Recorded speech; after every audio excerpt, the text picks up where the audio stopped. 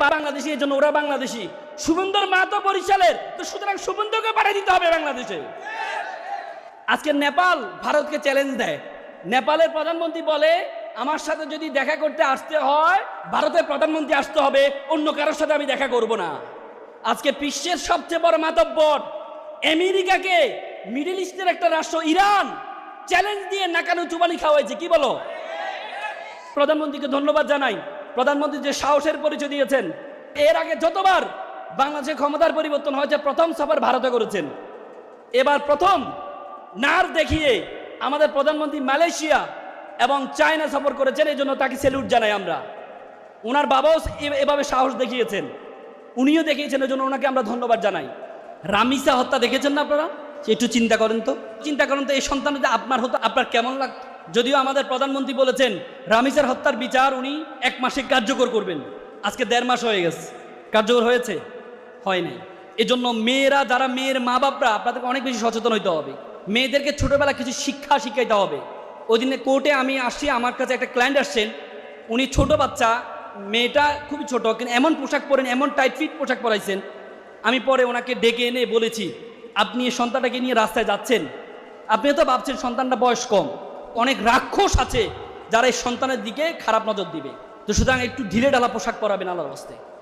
আর সন্তানদেরকে শেখাবেন কোনটা good touch, কোনটা ব্যাড টাচ। টাচ করা শিখাবেন, যে কোথায় হাত দিলে গুড টাচ হবে। কেউ মাথায় হাত দিয়েছে, এটা কোন টাচ, আর কেউ গায়ে হাত দিয়েছে, হাতে হাত দিয়েছে, পায়ে হাত দিয়েছে, কোথায় হাত দিয়েছে, এগুলো শিখাবেন। গুড টাচ ব্যাড টাচ শিখাবেন। সন্তানকে শিখাবেন, যদি তোমাকে কেউ বলে যে এটা তুমি কাউকে বলবা না, এটা যেন সবার আগে বলে রাখ মা বাবার কাছে। আর মারা একটু ইজি হবেন সন্তানের কাছে। আমরা মারা একটু রিজিড হতে চাই। মারা ছেলেদের জন্য খুবই ফ্লেক্সিবল আর মেয়েদের জন্য রিজিড, আর বাবারা ছেলেদের জন্য রিজিড আর মেয়েদের জন্য ফ্লেক্সিবল। কিন্তু মেয়ে তো তার ইন্টারনাল কথাগুলো বাবাকে চাইলেও বলতে পারে না, মাকে বলতে পারে। এই জন্য আল্লাহর ওয়াস্তে আপনার মার কাছে একটু ফ্লেক্সিবল। মেয়েরা মেয়েদেরকে সন্তানের একটু ফ্লেক্সিবল বানাবেন। একটু জিজ্ঞেস করবেন বাবা যেন আপনার কাছে সকল কথা শেয়ার করে, সকল কথা শেয়ার করে। মেয়েরা তোমাদেরকে যদি ব্যাড টাচ কেউ করে, তোমার হাতে হাত দিয়েছে, এখানে না, তোমার হাতে হাত দিয়েছে, গায়ে হাত দিয়েছে, তাহলে না করে একটা চিৎকার দিবা, না করে একটা চিৎকার দিবা। পারবা তো ইনশাল্লাহ? আর সন্তানকে গুড টাচ ব্যাড টাচটা শিখাবেন, পারবেন তো ইনশাল্লাহ? যদিও আমাদের প্রধানমন্ত্রী বলেছেন রামিসার হত্যার বিচার উনি 1 মাসে করবেন, মানে কার্যকর করবেন। আজকে 1.5 মাস হয়ে গেছে, কার্যকর হয়েছে? হয় নাই। এর আগে আসিয়া হত্যা মামলা আজকে প্রায় 2 বছর কাছাকাছি, মাত্র আসছে নাকি ডেথ রেফারেন্স। তার মানে হাইকোর্টে আরও চলবে কমপক্ষে 1 বছর। রামিসার এটা আলোকিত হয়েছে বা প্রকাশিত হয়েছে, এই জন্য আমরা এত গুরুত্ব দিচ্ছি। কিন্তু সকল ক্ষেত্রে কি আমরা গুরুত্ব দিচ্ছি সেমভাবে? না। এই জন্য এই আইনকে সংশোধন করে খুব দ্রুত শাস্তির একটা এক্সাম্পল ক্রিয়েট করতে হবে।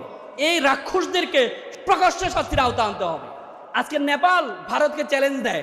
নেপালের প্রধানমন্ত্রী বলে, আমার সাথে যদি দেখা করতে আসতে হয় ভারতের প্রধানমন্ত্রী আসতে হবে, অন্য কারোর সাথে আমি দেখা করব না। ছোট দেশ বড় দেশ বলতে কোনো কথা নেই।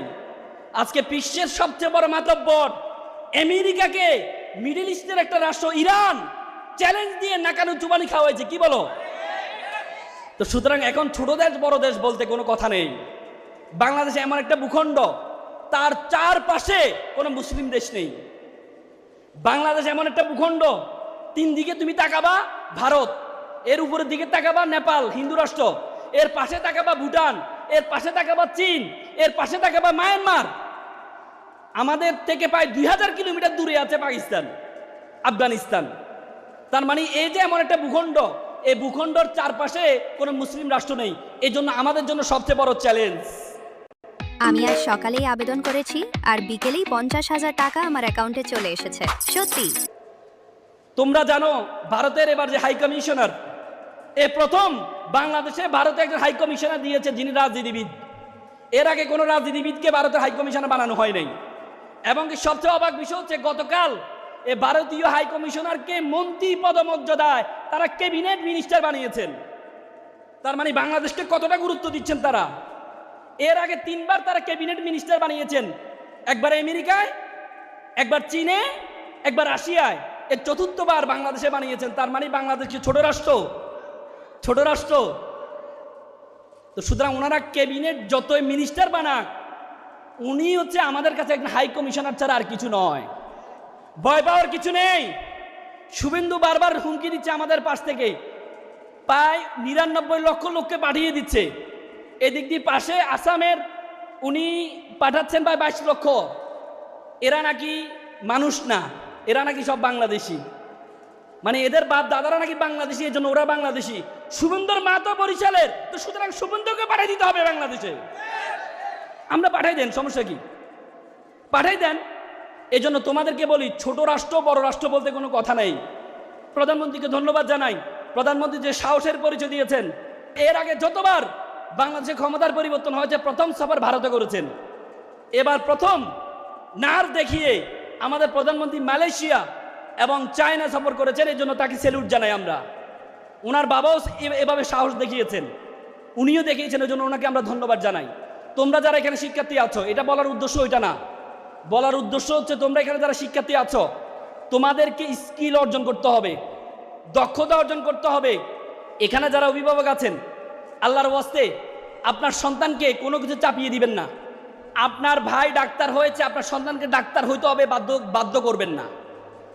আপনি শিক্ষক, আপনার সন্তানকে শিক্ষক হইতে হবে বাধ্য করবেন না। আল্লাহর ওয়াস্তে আল্লাহ তাআলা প্রত্যেকটা মানুষকে আলাদা আলাদা যোগ্যতা দিয়েছেন। আল্লাহ তাআলা কাউকে অনর্থক সৃষ্টি করেন নাই।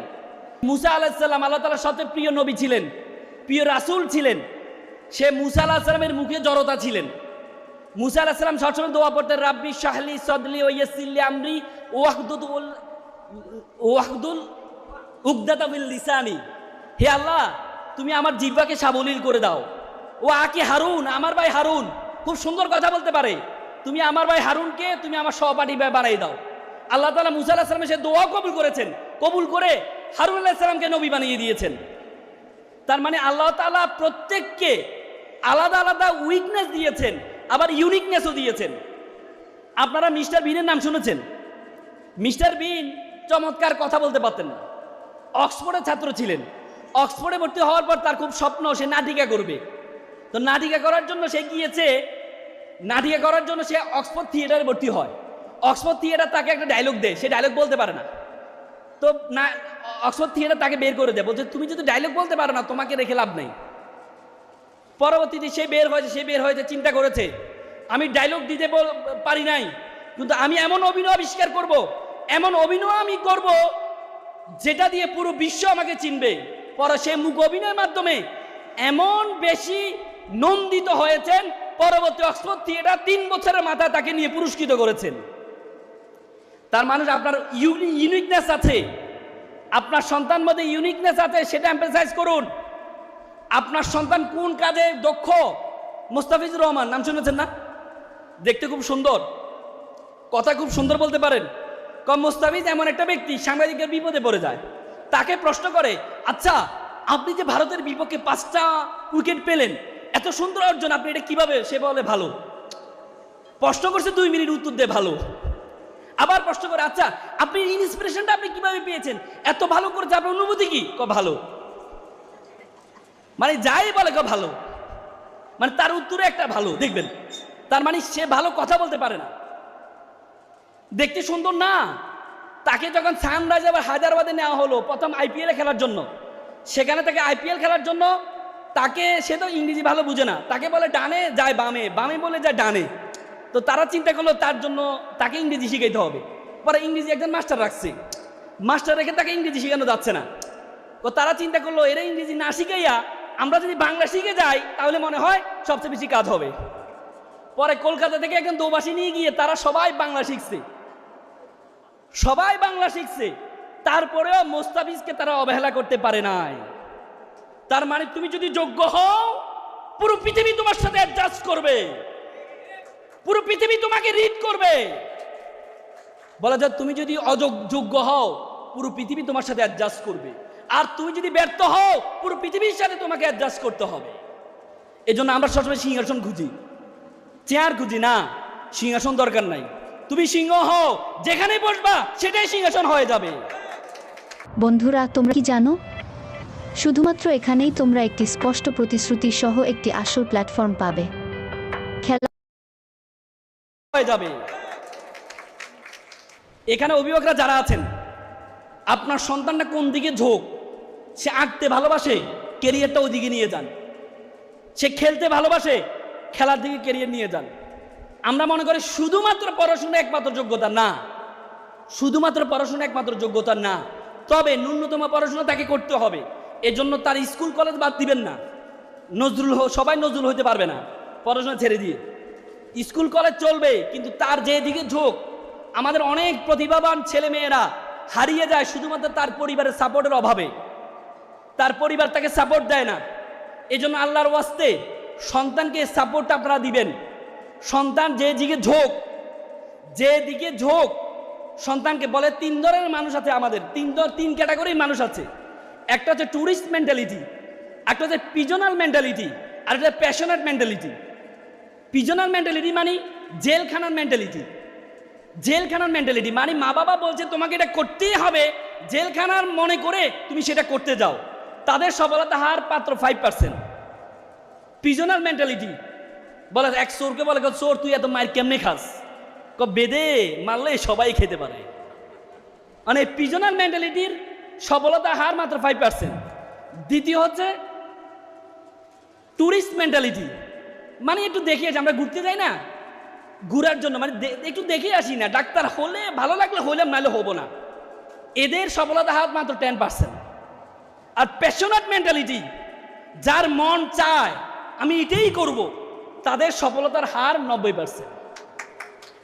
তার মানে তোমার মন কি চায়, তোমার মনকে তুমি জিজ্ঞেস করবা তোমার মন কি চায়। অক্সফোর্ড ইউনিভার্সিটি 1500 জন নিয়ে একটা গবেষণা করেছে। 1500 জনকে জিজ্ঞেস করছে, আচ্ছা তুমি কি টাকার জন্য পড়ো, নাকি ভালো লাগে এই জন্য পড়ো, বা চাকরি করো টাকার জন্য, নাকি ভালো লাগে এই জন্য চাকরি করো? 1300 জন বলেছে টাকার জন্য করি, আর 200 জন বলেছে ভালো লাগে তাই করি। পরবর্তী দেখা গেছে 30 বছর পরে যে 200 জন বলেছে ভালো লাগে তাই করি, তাদের সফলতা যারা বলেছে টাকার জন্য করে তাদের থেকে প্রায় 20 গুণ বেশি। এই জন্য আপনি আপনার সন্তানকে তার মন কি চায় একটু ছেড়ে দেন আল্লাহর ওয়াস্তে। মন কি চায়, শিক্ষার্থীরা একটু দাঁড়াও, সব শিক্ষার্থী একটু দাঁড়াও, তোমরা বুকে হাত দাও, চোখ বন্ধ করবা। আমি 1 থেকে 5 সেকেন্ড বলবো, তোমরা মনে মনে বলবা যে ভাইয়া, মনে মনে বলবা যে আমি এটা হতে চাই। তোমার মনে যেটা চায়, তোমার বাবা বলেছে, মা বলেছে, চাচা বলেছে, মামা বলেছে নো, তোমার মনে বলেছে তুমি এটা হতে চাও। মনে থাকবে? চোখ বন্ধ করো সবাই। 1 2 3 4 5, চোখ খোলো। ভাইয়া তুমি বলো, তুমি কি হতে চাইছো বলো, লাউডলি বলো। হ্যাঁ, ইঞ্জিনিয়ার হতে চাই, এটা করো তালি দাও তার জন্য। এই বাবা তুমি হাত তোলো, তুমি, হ্যাঁ তুমি কি হতে চাও? লাগবে না, মাইক লাগবে না, তুমি কি হতে চাও? ডাক্তার, ওর জন্য এটা করো তালি দাও। কি তোমার বাবা বলছে এই জন্য, মা বলছে এই জন্য? সুই ভয় পাও, অপারেশন ভয় পাও, কাঁটা দেখলে চিৎকার করো? গুড, এই তো। আবার একটা হাতে তালি দাও ওর জন্য। আমি সবাইকে জিজ্ঞেস করলাম না তোমরা সবাই, এরপরে আবার চোখ বন্ধ করবা যে তুমি ইঞ্জিনিয়ার হতে চাও, তুমি অমুক জায়গায় পড়তে চাও, তুমি ডাক্তার হতে চাও, তুমি অমুক জায়গায় পড়তে চাও, তুমি খেলোয়াড় হতে চাও, তুমি অমুক জায়গায় পড়তে চাও। তোমার প্রতিষ্ঠানটা তুমি এখন কল্পনা করবা। আবার চোখ বন্ধ করো, বুকে হাত দাও। 1 2 3 4 5, এবার খোলো, বলো তুমি ইঞ্জিনিয়ার যে হতে চাও, কোথায় পড়তে চাও? তুমি ওয়েট করে তালি দাও ওর জন্য একটা। তুমি ঢাকা মেডিকেল, করে তালি। এবার বসো। তোমরা প্রত্যেকেই একটা কল্পনা করেছো না? তোমাদের কাজ হচ্ছে আজকের বাসায় গিয়ে তোমার যে টেবিল আছে, এই টেবিলের সামনে সুন্দর করে লিখবা, আমি ডাক্তার হতে চাই, আমি ঢাকা মেডিকেলে পড়তে চাই, আমি ইঞ্জিনিয়ার হতে চাই, আমি বুয়েটে পড়তে চাই, আমি খেলোয়াড় হতে চাই, আমি বিকেএসপিতে পড়তে চাই। মানে যার যেটা স্বপ্ন, আমি ইঞ্জিনিয়ার হতে চাই, শুধু মানে বাংলাদেশের স্বপ্ন দেখবা না, MIT স্বপ্ন দেখবা, অক্সফোর্ডের স্বপ্ন দেখবা। এটা বিশ্বগ্রাম। এখন তুমি যে কোনো জায়গায় ভর্তি হতে পারো, পারবা তো? তোমার টেবিলের সামনে অভিভাবকরা যারা আছেন, আপনি শুধু আজকে গিয়ে দেখবেন আপনার সন্তানটা এই কাজটা করেছে কিনা টেবিলের সামনে। আর ছেলেদের যে মানিব্যাগ থাকবে, মানিব্যাগের কোন জায়গায় রাখবা?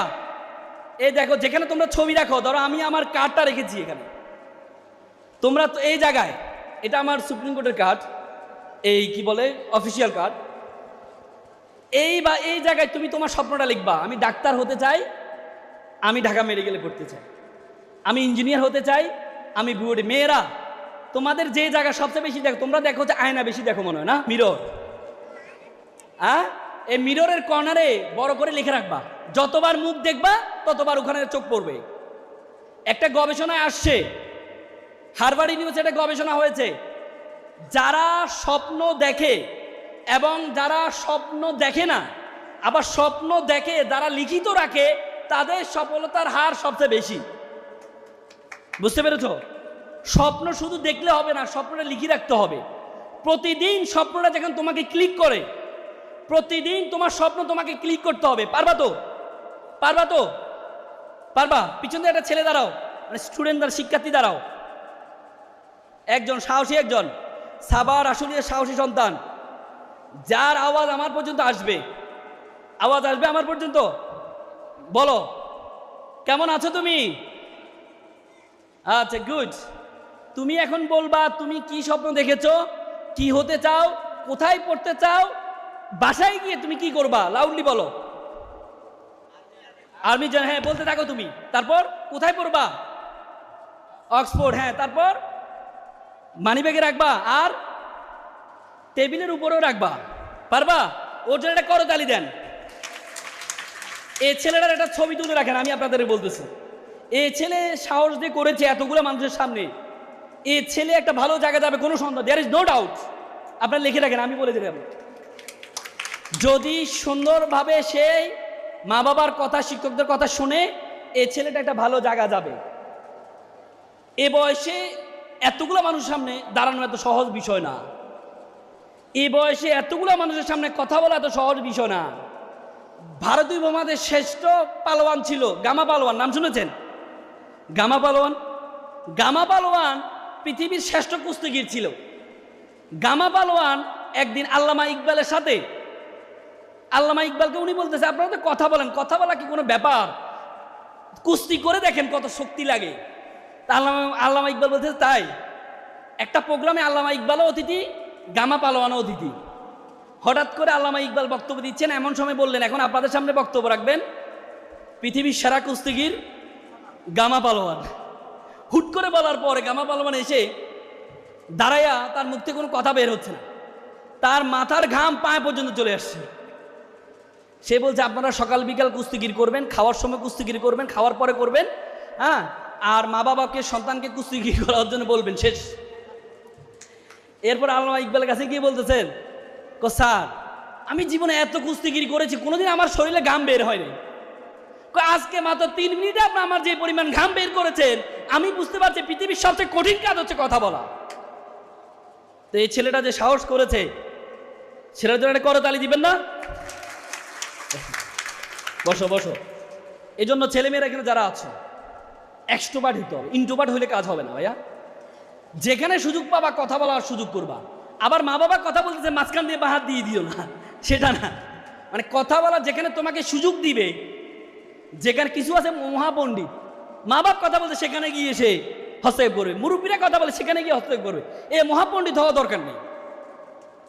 মানে যেখানে তোমাকে কথা বলার সুযোগ দিবে, কোনো অপরচুনিটি মিস করবা না, হাত তুলে ফেলবা, আল্লাহ যা করুক। এরপর যদি না পারো তাহলে মাথাকে এই দিয়ে হাতটা নামাই ফেলবা। একটা প্রশ্ন করতে হাত তুলে ফেলবা, পরে দেখলে যে তুমি পারছো না, মানে তুমি এই প্রশ্ন পুরো প্রশ্ন বলার পর তুমি পারবা না, তখন মাথায় হাত দিয়ে যে ভাইয়া আমি তো মাথা চুলকেছিলাম, তারপরও সাহস দেখাবা। পারবা তো? পারবা? অভিভাবকের এখানে যারা আছেন, আল্লাহর ওয়াস্তে সন্তানকে যত টাকা খরচ করার আপনার সামর্থ্য আছে, তার অর্ধেক খরচ করবেন। আবার বলছি, যত টাকা খরচ করা আপনার সামর্থ্য আছে, তার অর্ধেক খরচ করবেন। আর যতটুকু সময় দেওয়ার বরাদ্দ করেছেন, তার ডাবল সময় সন্তানকে দিবেন। আমি কি আবার বলবো, অভিভাবকরা, আপনার সন্তানকে যতটুকু সময় আপনি বরাদ্দ করেছেন, তার ডাবল সময় দিবেন। যত টাকা খরচ করার চিন্তা করেছেন, তার অর্ধেক খরচ করবেন। তাহলে আপনার সন্তান কখনো কি হবে না, নষ্ট হবে না। বলা হয় লার্ন ইন বিহেভিয়ার, সন্তান দেখে শিখে। সন্তান হচ্ছে দেখে শিখে। আপনার সন্তানকে বললে যে বাবা দাও তো একটা সিগারেট নিয়ে আসো, এরপর সন্তান বাবা সিগারেট খেও না, তো সন্তান কি ভাববে? এখন খাওয়া যাবে না, বাবার মতো হলে খাওয়া যাবে। বুঝেন নাই? হ্যাঁ। আর সন্তানকে কখনো না কেন এই শব্দটা ব্যবহার করবেন না আল্লাহর ওয়াস্তে। তুমি আম পেরেছো কেন, তুমি দেয়ালে এঁকেছো কেন, এটা করবার না, এটা খাবার না। তো সন্তান বলে সব যেহেতু না, যখন বলে বাবা পড়ো তো না। আপনি সন্তানকে বলবেন না আইসক্রিম খেও না, বলবেন বাবা আইসক্রিম খাও, তবে খেলে তোমার ঠান্ডা লাগবে। বাবা বৃষ্টিতে ভিজো, ভিজলে তোমার কি লাগবে? জ্বর আসবে। এরপর যখন জ্বর আসবে তখন বুঝবে যে মা বাবার কথাটা সত্য ছিল। বুঝতে পেরেছেন? বুঝতে পেরেছেন?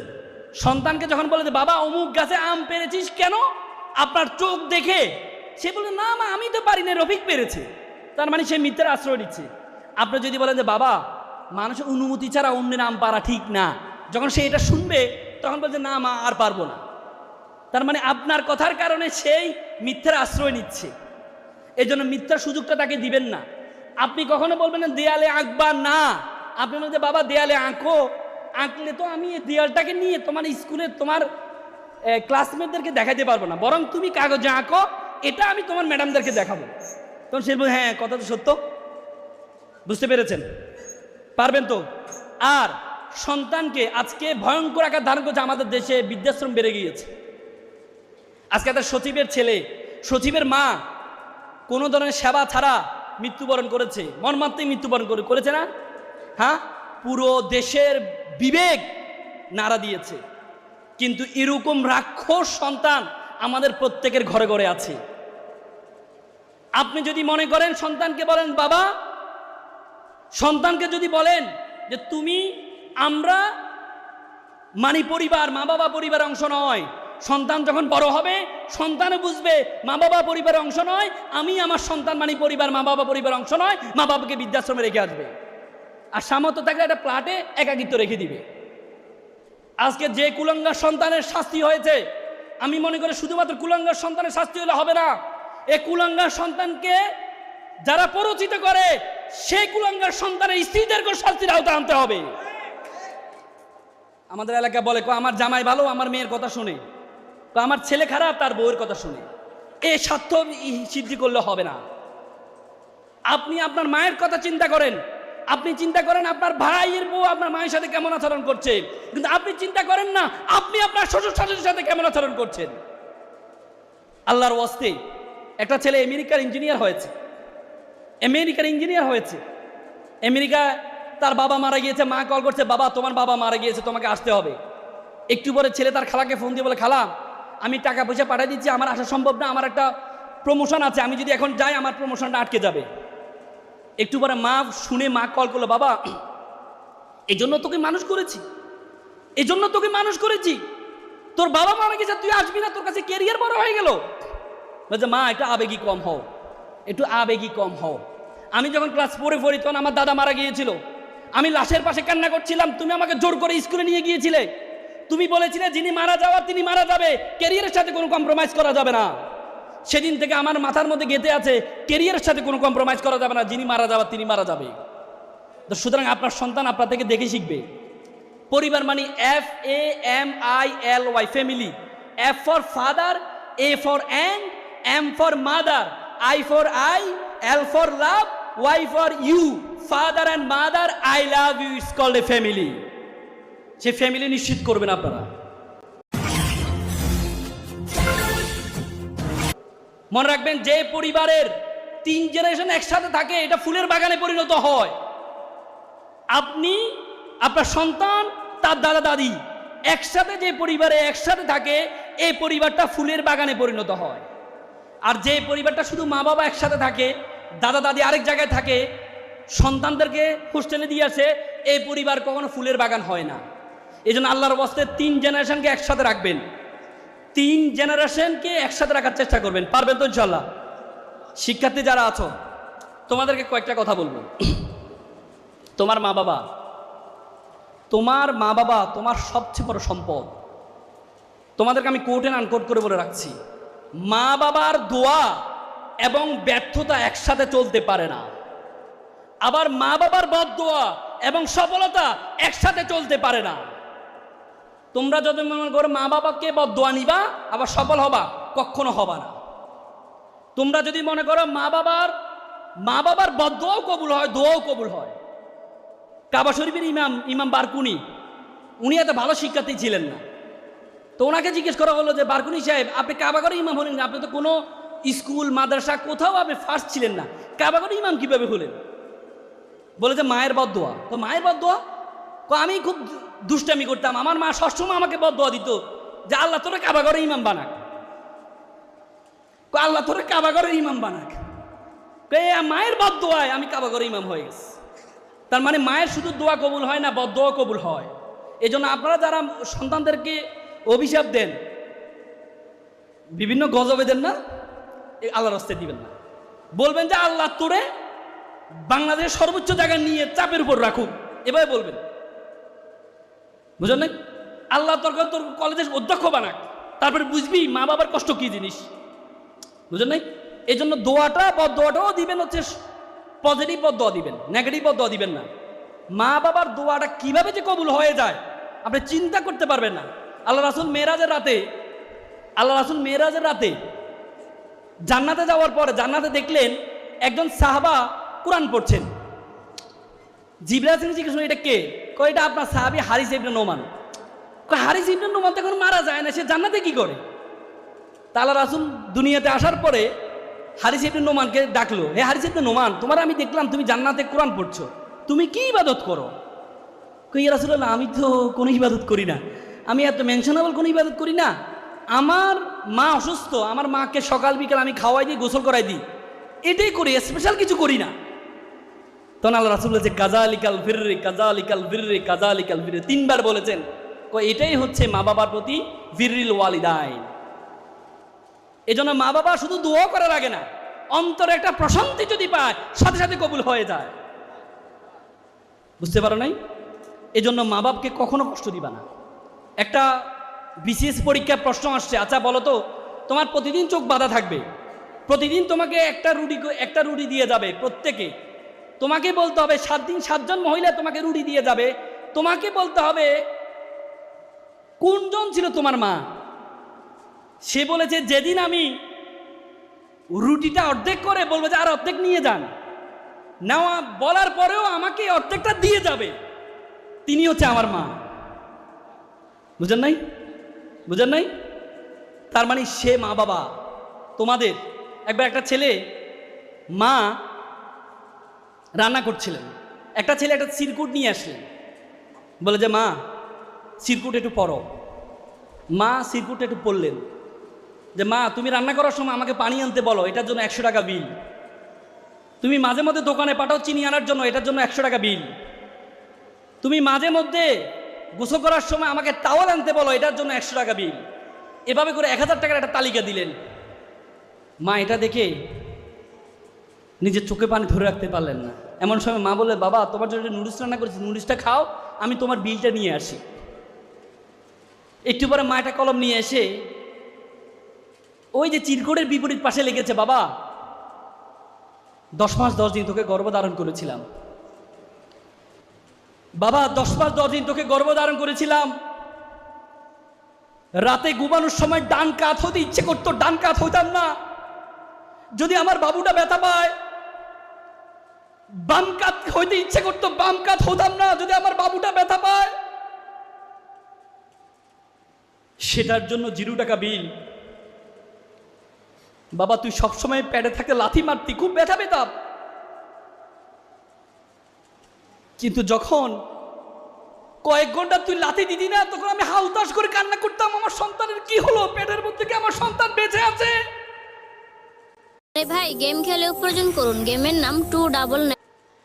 আমি হাউ মাউ করে কান্না করতাম, আল্লাহ আমার সন্তান কখন আমাকে লাথি মারবে, আর কখন সন্তান বলবে সন্তান এখনো বেঁচে আছে। এটার জন্য বাবা 0 টাকা বিল। তুই জন্মগ্রহণ করার পর বাবা ওই দিন পিঠা বানাচ্ছিলাম, সবচেয়ে ভালো পিঠাটা তোকে দিয়েছিলাম, পরিবারের সকলকে পিঠা দিয়েছিলাম, সর্বশেষ পোড়া পিঠাটা খাবো, সারাদিন কিছু খাইনি, যখন পিঠাটা খাবো এই সময় তুই দৌড়ে এসে বলবি, মা এটা কি অন্য পিঠা, মা এটা আমি খাবো। আমার সন্তান তোর হাসির দিকে তাকিয়ে আমি পিঠাটা দিয়ে দিয়েছিলাম, তুই খাচ্ছিস, আমার মনের মধ্যে যে আকুলতা, যে ভালোবাসা, আমি নিজেকে ধরে রাখতে পারি নাই বাবা, সেটার জন্য 0 টাকা বিল। সন্তান এটা দেখার পর সন্তান নিজেকে আর ধরে রাখতে পারে নাই, মাকে জড়িয়ে ধরে, মা আমার কোনো প্রতিদান লাগবে না, কোনো প্রতিদান লাগবে না। আজকে যদি তোমরা মনে করো তোমার এই বাবা মাকে প্রতিদান চাও, এ বাবা মায়ের প্রতিদান তুমি চাও, তাহলে তুমি কখনো এই প্রতিদান দিতে পারবা না। মেডিকেল সায়েন্স বলে একটা মানুষ সর্বোচ্চ ব্যথা সহ্য করতে পারে 45 ইউনিট, আর সন্তান যখন তার চেয়ে বেশি হলে সে হয়তো বেহুশ হয়ে যায়, না হলে মারা যায়। আর মা যখন সন্তান প্রসব করে তার ব্যথার ইনি 55, বলে যে 30টি হাড় একসাথে ভাঙলে যেমন ব্যথা পায় তার চেয়ে বেশি ব্যথা পায় মা। সে মাকে তোমরা বৃদ্ধাশ্রমে রেখে আসো, সে মাকে একটা ফ্ল্যাটে একা রেখে তোমরা হত্যা করো। এই সন্তান তোমার জন্য পৃথিবী না, তোমার জন্য বাবা হওয়ার যোগ্যতা তোমার নেই। যারা মাকে ভালোবাসতে পারে না, বাবাকে ভালোবাসতে পারে না, বাবাকে বলা হয় সূর্যের মতো, তাপ দেয়। সূর্য যেমন না থাকলে পৃথিবী অন্ধকার হয়ে যায়, বাবাও তেমনি যদি তোমার জীবনে না থাকে তোমার জীবনটা তেমনি অন্ধকার হয়ে যাবে। বাবাকে বলা হয় ছাদের মতো, সকল গরম সহ্য করে, কিন্তু ছাদের নিচের মানুষগুলোকে শান্তি রাখতে চায়, শান্তিতে রাখতে চায়। এজন্য তোমাদের প্রতি আহ্বান থাকবে, মা বাবা তোমার সবচেয়ে বড় সম্পদ। আল্লাহর ওয়াস্তে মা বাবাকে কখনো কষ্ট দিবা না। পারবা তো ইনশাল্লাহ? পারবা তো ইনশাল্লাহ? ওকে, আমি আর কথা বেশি বাড়াবো না, অনেক কথা বলেছি। আপনার আজকে আমাদের এখানে প্রধান অতিথি আছেন, উনি কথা বলবেন। আমি আর কয়েকটা কথা বলে কথা শেষ করব। প্রিয় শিক্ষার্থীরা, আমাদের দেশ এত সুন্দর দেশ তুমি কোথাও পাবা না, এত সুন্দর দেশ তুমি কোথাও পাবা না। বলা হয় থাকে, I have visited 29 countries all over the world. আমি পৃথিবীর 29টা দেশে গিয়েছি। বিশ্বাস করো, যখনই গিয়েছি একদিন থেকে যে 2 দিন থেকে যে আমার দেশের জন্য অন্যরকম ভালোবাসা তৈরি হয়। পৃথিবী অনেক দেশে যাবা, যেমন আমি রাশিয়ায় গিয়েছিলাম -25, আমি উজু করার জন্য বের করছি, আমার আঙ্গুল ফেটে রক্ত বের হয়েছে। পৃথিবী অনেক দেশে সার্বক্ষণিক বৃষ্টি হয়, কিন্তু কখনো গরম, কখনো ঠান্ডা, কখনো বৃষ্টি, এরকম দেশ তুমি কোথাও পাবা না। এই জন্য তোমাদের প্রতি উদাত্ত আহ্বান থাকবে, নিজের দেশটার প্রতি একটু মমত্ববোধ রাখবা। পারবা তো ইনশাল্লাহ? নিজের দায়িত্বটুকু পালন করো, কিছু করা দরকার, নিজের দায়িত্বটুকু পালন করো। আর এখানে যারা মেয়ের মা বাবা আছেন, আপনাদের উদাত্ত আহ্বান থাকবে, মেয়েটার প্রতি একটু যত্নশীল হন। পারবেন তো ইনশাল্লাহ? আমি আমার জীবনে সবচেয়ে বেশি দাগ কেটেছে যে বিষয়টা, এটা বলে আমি আমার কথা শেষ করব। আমি তখন ঢাকা বিশ্ববিদ্যালয়ের সূর্য সেন হলে পড়তাম, সূর্য সেন হলে থাকতাম। আমাদের একজন মামা ছিলেন, উনি সারা রাত ধরে নাইট ডিউটি দিতেন। একদিন দেখলাম মামা নাইট ডিউটি দিচ্ছে, সকালে এসে পিঠা বিক্রি করছে। তা আমি বললাম, মামা আপনি সারা রাত ধরে নাইট ডিউটি দেন, সকালে পিঠা বিক্রি করে আপনি ঘুমানটা কখন? বলছে, মামা আমার জন্য একটা দোয়া করবেন, আমার ছেলেটা এসএসসিতে প্লাস পেয়েছে, যদি এসএসসিতে প্লাস পায় আমার ছেলেকে আমি ঢাকা মেডিকেলে ভর্তি করাবো। আমার খুব স্বপ্ন, আমি যখন অসুস্থ হবো আমার ছেলে, ডাক্তার ছেলে আমাকে চিকিৎসা করবে। তাই আমি বললাম, মামা ছেলেকে ধর্মকর্ম শিখান্ত।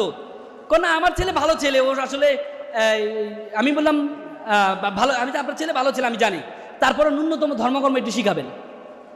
এরপর কিছুদিন যাওয়ার পর দেখলাম দুপুরে ফল বিক্রি করে। তা বলে, মামা আপনি সারাদিন নাইট ডিউটি দেন, সকালে পিঠা বিক্রি করেন, দুপুরে ফল বিয়ে, আমি ঘুমানটা কখন? তো মামা আমার ছেলেটা এসএসসিতে প্লাস পেয়েছে, আমার ছেলেকে আমি কোচিংয়ে ভর্তি করতে হবে, 30-35 হাজার টাকা লাগবে। এই জন্য আমি একটু কষ্ট করছি। আমি আমার ছেলে মেডিকেলে চান্স পাবো, আমি চাকরি ছেড়ে দিব। এরপর আমি ওনাকে নিয়ে ভর্তির ব্যবস্থা, রেটিনায় ভর্তি করে ব্যবস্থা করে দিলাম। কারণ রেটিনায় এই যারা গরিব শিক্ষার্থী আছে তাদের জন্য ছাড়ের ব্যবস্থা থাকে, সেই ব্যবস্থা নিয়ে আমি ভর্তির ব্যবস্থা করে দিলাম। কিছুদিন যাওয়ার পর মামা আমার রুমে মিষ্টি নিয়ে আসলো। কি উদ্বেলিত, কি উদ্ভাসিত, কি আনন্দিত! মা বাবা সন্তানের আনন্দে এত বেশি আনন্দিত হতে পারে আমি কখনো দেখি নাই। আমাকে বলে যে, মামা আমার ছেলেকে ঢাকা মেডিকেলে চান্স পেয়েছে, আমার ছেলে ঢাকা মেডিকেলে চান্স পেয়েছে। আমি খুব করলাম ওনার সাথে। কিছুদিন যাওয়ার পরে একদিন আমরা রাতে 12টা-1টার দিকে আমরা বের হইতাম একটু ব্যায়াম করার জন্য, মল চত্বরে বের হইতাম। বের হচ্ছিলাম, দেখি যে মামা কান্না করছে। আমি বললাম, মামা আপনি কান্না করেন? মামা আমাকে ক্ষমা করবেন। আমি বলছি, কি হয়েছে মামা, আমাকে বলেন। মামা আমার ছেলেটা ইয়াবা আসক্ত। আপনার ছেলে ইয়াবা আসক্ত। মামা জানেন গতকাল এসেছে শোকেজের গ্লাস ভেঙেছে, আলমিরার গ্লাস ভেঙেছে টাকার জন্য। মামা আমি মনে করছিলাম আমি যখন অসুস্থ হব আমার ছেলে আমাকে সুস্থ করবে, আজকে আমি সুস্থ মানুষকে আমার ছেলে অসুস্থ বাড়িয়ে দিচ্ছি। এমন ছেলে তো আমি চাইনি, এমন বর্বর ছেলে তো আমি চাইনি। আমার ভাইয়ের ছেলে দিন মজুর, রিক্সা চালায়, সারাদিন একসাথে খাওয়া দাওয়া করে, একসাথে এসে মা বাবার সাথে খাওয়া দাওয়া করে। আজকে 3 মাস আমি আমার ছেলেকে দেখি না, বিশ্বাস করেন। এমন ছেলে আমি চাইনি। With due respect to our guidance, with due respect to our guidance, আপনি আপনার ছেলেকে ডাক্তার বানান, ইঞ্জিনিয়ার বানান, কোনো কাজে আসবে না। এই ছেলের মধ্যে ধর্মীয় জ্ঞান না থাকে, এই ছেলে ভয়ঙ্কর আকার ধারণ করবে, ভয়ঙ্কর আকার ধারণ করবে। ইংল্যান্ডের শিক্ষা কমিশনের চেয়ারম্যান ছিল স্টিফেন হিল। ইংল্যান্ডের শিক্ষা ব্যবস্থা 40 বছর কোনো ধর্ম ছিল না। একদিন স্টিফেন হিল চিৎকার করে বলছিলেন, if you teach your children 3 years, তুমি যদি তোমার সন্তানকে 3 ইয়ার শিক্ষা দাও, রিডিং, রাইটিং, আর্থমেটিক, তুমি যদি তোমার সন্তানকে 4র্থ আর্থে শিক্ষা দিতে ভুলে যাও, দ্যাট ইজ দ্য রিলিজিয়ন, তাহলে তুমি তোমার সন্তানকে 5ম আর্টি পাবা, রাস্কেলিটি, বর্বরতা, বর্বরতা, বর্বরতা। ধর্ম আপনাকে শিক্ষা দেবে, ওয়াকফিদ লাহুমা জানা উজজিলা মিনার রাহমা ওয়াকুল রাব্বির হামুমা কামা রাব্বায়ানি সগীরা। হে আল্লাহ, আমার মা বাবা আমাকে যেভাবে লালন পালন করছে, তুমি আমার মা বাবাকে সেভাবে লালন পালন করো। ধর্ম আপনাকে শিক্ষা দেবে, ওয়ালা তাকুল্লাহুমা উফি ওয়ালা তানহারহুমা ওয়াকুল্লাহুমা কাওলান করিমা। উফ শব্দটি পর্যন্ত মা বাবার সাথে ব্যবহার করো না। প্রত্যেকটা ধর্ম, ইচ অ্যান্ড এভরি রিলিজিয়ন আর এমফেসাইজ রেসপেক্ট প্যারেন্টস। প্রত্যেকটা ধর্ম এমফেসাইজ করেছেন। অত সৈন্য হ কিলো কামরূপ রোহিত কাপদগিনী নির্বিষ্টাহ দলবগ পিঙ্গ কদলী কুঞ্জ ব্রহ্মদ বানরা। প্রত্যেকটা ধর্ম বলছে পিতামাতাকে শ্রদ্ধা রাখার জন্য।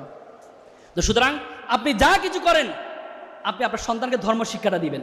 যারা হিন্দু ধর্ম আছে, হিন্দু ধর্মাবলম্বী আছেন, আপনি আপনার সন্তানকে হিন্দু ধর্মে ঋগ্বেদ, যজুর্বেদ, অথর্ববেদ, সমবেদ, রামায়ণ, মহাভারত পড়াবেন।